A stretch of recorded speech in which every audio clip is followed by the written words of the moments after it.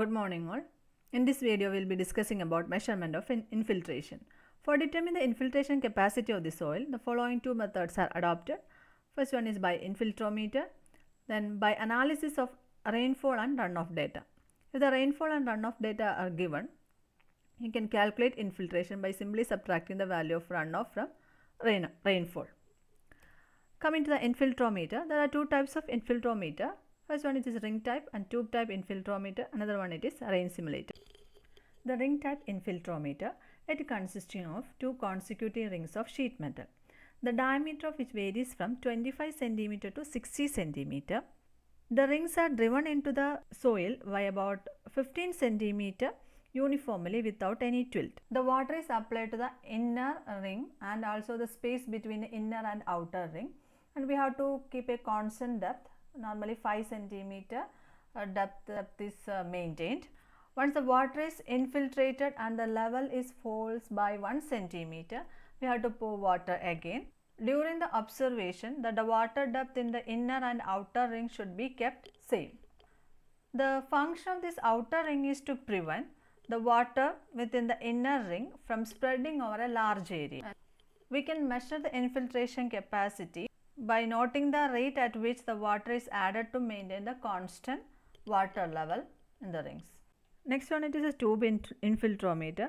The diameter of tube infiltrometer is 225 mm, having a length varies from 450 mm to 600 mm, and we have to drive the infiltrometer up to a depth at least is equal to the depth up to which the water is expected to penetrate during the experiment. So this helps to avoid the spreading of the water. The rate at which the water is added to the infiltrometer to maintain a constant head gives the infiltration capacity of the soil. Next it is rain simulator. On a small area of land ranging from 0.1 meter square to 50 meter square, the water is applied by sprinkling at a uniform rate, and that is in excess of the infiltration capacity. So we have to sprinkle the water in excess of the infiltration capacity of the soil over an area of 0.1 meter square to 50 meter square. And we have to measure the surface runoff. The resulting surface runoff is measured, and we can calculate the infiltration by simply subtracting the value of surface runoff from the rate of application of water.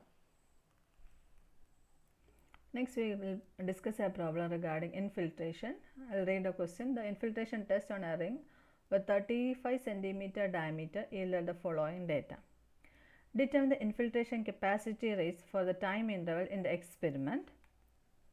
Okay, infiltration capacity rates for the time intervals in the experiment.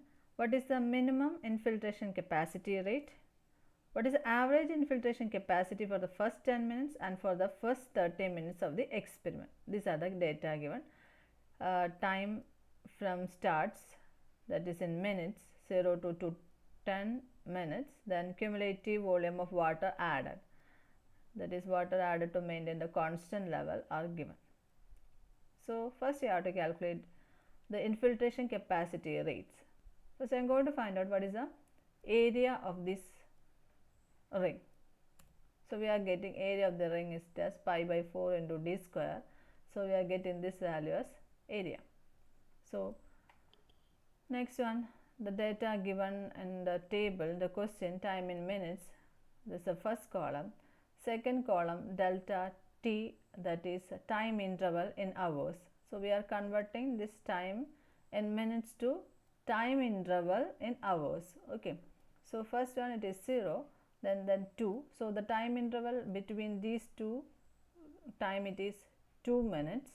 So convert 2 minutes into hours, 2 divided by 60. So we are getting this value. Then if you consider these two time, 2 and 5 minutes, the time interval it is 3 minutes. So 3 divided by 60 you will be getting 0.050. Then this data is given in the question. Cumulative volume of water added in centimeter cube, that is volume. Then next one we are going to calculate cumulative infiltration depth. Okay, we are getting the volume, we have to calculate what is the depth. So how to calculate the depth? That is volume divided by the area. This is the area of the ring. Volume divided by area of the ring. That gives the cumulative infiltration depth. 278 divided by 921.11 centimeters square. Like that you have to calculate all the values. Then incremental infiltration delta F in centimeter. What is the incremental infiltration? So first it was 0.289, then it become 0.624. The volume of water or depth of water increasing. So what is the increment? So 0.628 minus, for the first one it is 0.29, then for the second case it is 0.684 minus 0.289, you will be getting it as 0.359, and for the second one it is 1.219 minus 0.684, you will be getting it as 0.535. Like that you have to calculate the increment for all values. The next one, it is infiltration rate. What is infiltration rate? The equation, infiltration rate, the unit it is centimeter per hour. So it is delta F divided by delta T, that is incremental infiltration divided by time interval.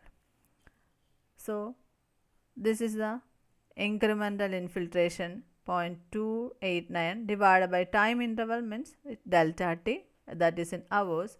You will be getting infiltration rate in centimeter per hour. So calculate infiltration rate in centimeter per hour, and we'll check the first one.